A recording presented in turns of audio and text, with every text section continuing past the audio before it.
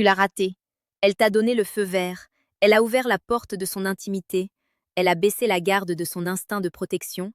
Et toi, tu es resté aveugle. Tu es resté là, figé dans tes doutes, à te demander si tu lui plaisais vraiment, pendant que l'opportunité s'évaporait dans le silence. La vérité est brutale.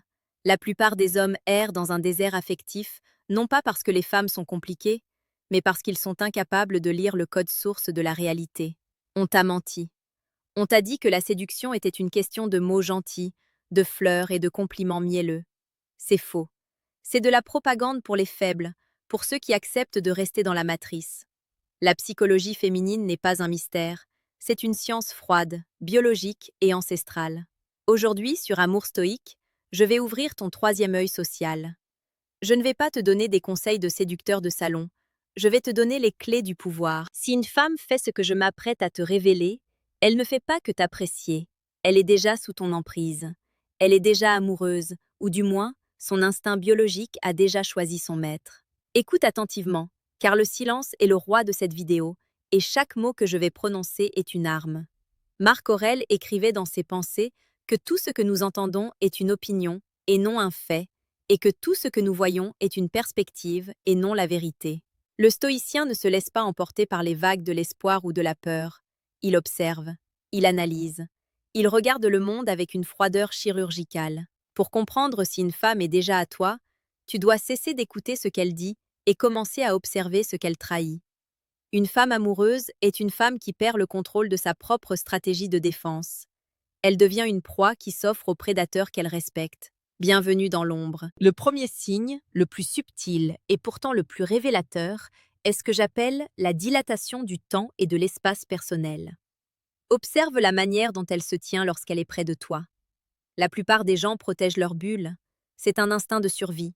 Mais lorsqu'elle est déjà conquise, cette barrière s'effondre. Elle va chercher à réduire la distance, non pas par un mouvement brusque, mais par une lente érosion de l'espace. Si elle laisse son sac, ses mains ou son corps empiéter sur ton territoire sans jamais montrer de signe de recul, c'est que son subconscient a déjà accepté ta domination. Elle cherche la proximité physique parce que son corps réclame ta présence. C'est une quête de sécurité primitive. Elle ne te regarde plus comme un étranger, mais comme son point d'ancrage. Si tu ne sais pas comment réagir à cette invasion silencieuse, tu es déjà en train de perdre ton avantage. Le deuxième signe est la synchronisation hypnotique. C'est ici que la PNL révèle toute sa puissance. Regarde ses mouvements. Est-ce qu'elle boit quand tu bois? Est-ce qu'elle ajuste sa posture quand tu changes la tienne? Si elle se met à refléter tes gestes, c'est que son système nerveux s'est aligné sur le tien. Elle est entrée dans ce que nous appelons le rapport profond. Elle n'est plus une entité séparée, elle devient une extension de ta propre volonté. C'est exactement le concept du miroir froid que je développe en profondeur dans le manuel brutal du séducteur stoïque. Si tu n'as pas ce livre entre les mains, tu passeras à côté de cette analyse vitale. Tu penseras que c'est une coïncidence, alors que c'est une reddition psychologique. Dans le manuel brutal, je t'apprends au chapitre 4 comment utiliser ce miroir pour verrouiller son esprit et ne plus jamais être celui qui doute.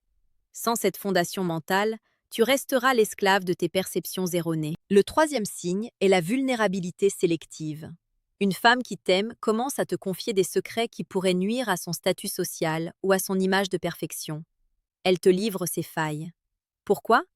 Parce qu'elle veut que tu sois le gardien de ses ombres. Elle teste ta force stoïque. Elle veut voir si tu vas être ému, si tu vas paniquer, ou si tu vas rester ce roc imperturbable qu'elle désire tant. Si elle te raconte ses traumatismes ou ses échecs, elle ne cherche pas de la pitié. Elle cherche un juge qui ne la condamnera pas, un souverain qui accepte sa soumission.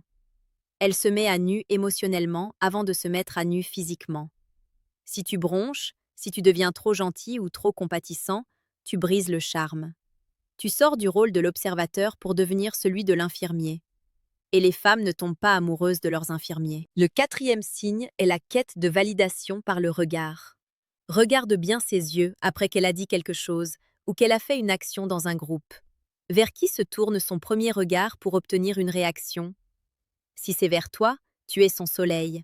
Tu es l'axe autour duquel son monde gravite.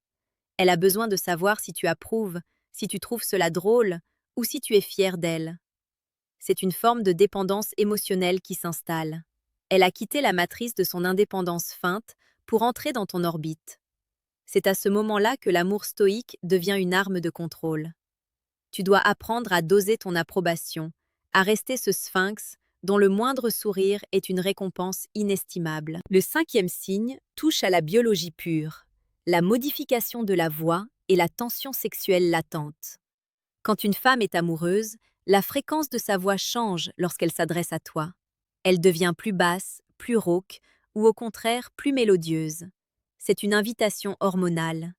Mais le signe le plus fort, c'est la manière dont elle gère le silence après un contact visuel. Si elle soutient ton regard, puis le baisse vers tes lèvres avant de remonter vers tes yeux, elle ne te parle plus de la météo ou de son travail. Elle te demande de l'investir. Ce type de comportement n'est pas social, il est animal. C'est l'introduction brutale à ce que j'appelle la domination silencieuse dans le manuel sexuel du stoïcien impitoyable. À ce stade, le langage verbal est mort. Tout se joue dans la vibration de l'air, dans la chaleur de la peau.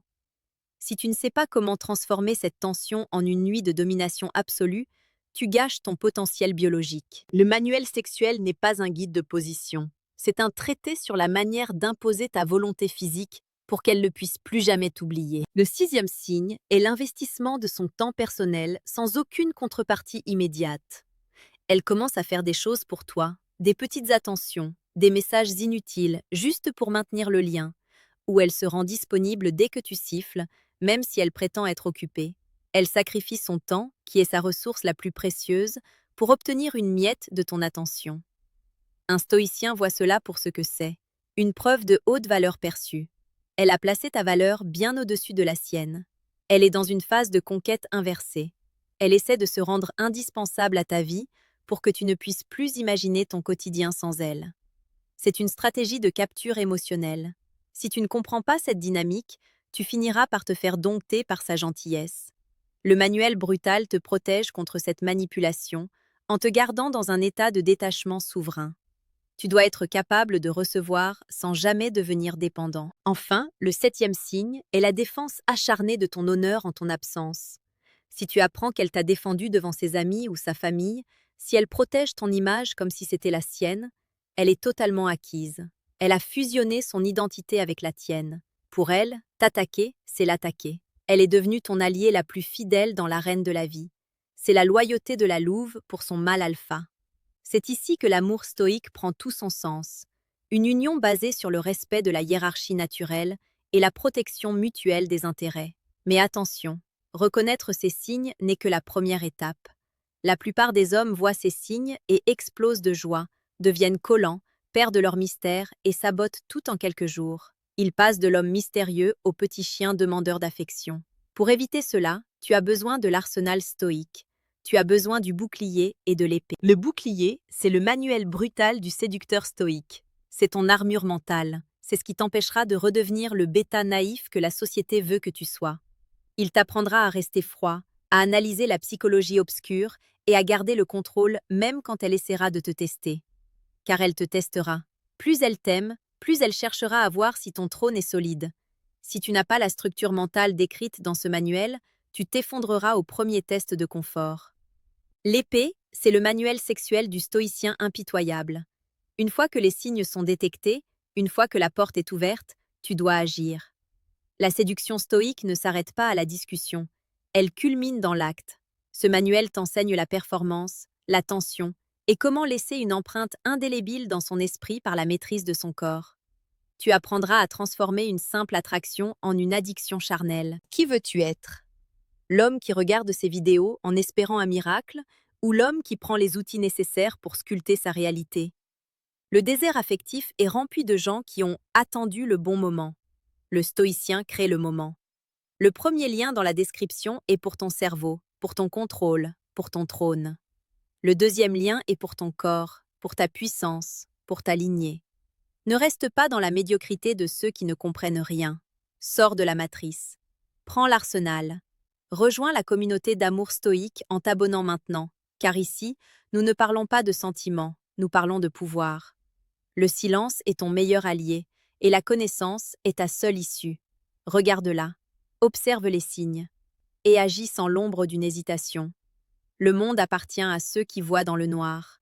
La vérité est souvent cruelle, mais elle est la seule voie vers la liberté.